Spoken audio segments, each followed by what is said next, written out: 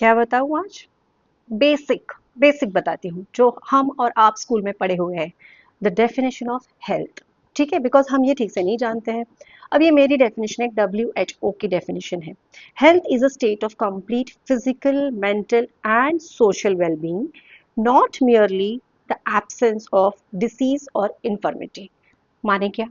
कि हेल्थ का मतलब ये होता है कि आपका मानसिक, शारीरिक और सामाजिक, मतलब कि हम इसमें से अब कहाँ ध्यान दे रहे हैं आज के हेल्थ केयर में? केवल और केवल फिजिकल, मतलब कि शारीरिक। मानसिक के बारे में जीरो, सामाजिक के बारे में zero. So we are not worried about this well being of the person. And इसके साथ ही क्या कहा है कि it is not merely the absence of disease और इन्फर्मिटी, मतलब केवल आपको कोई रोग ना होना इसका मतलब आप हेल्दी है ऐसा नहीं होता है। बिकॉज बहुत बार हमको सिर्फ ठीक नहीं लग रहा होता है।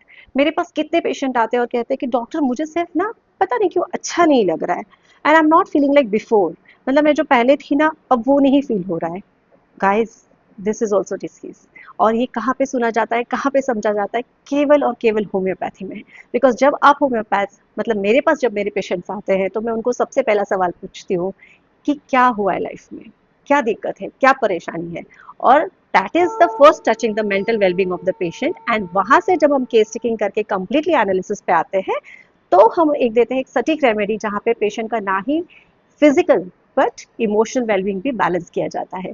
सो to be very honest, according to the definition of WHO, only homeopathy is working on that level, means all in one. आप होम्योपैथ के पास जाते हो तो वही आपका सब कुछ टेक केयर करता है, ना कि आपको फिर हर सिम्टम के लिए मेंटल्स के लिए साइकियाट्रिस्ट के पास जाना पड़ता है। Give it a thought.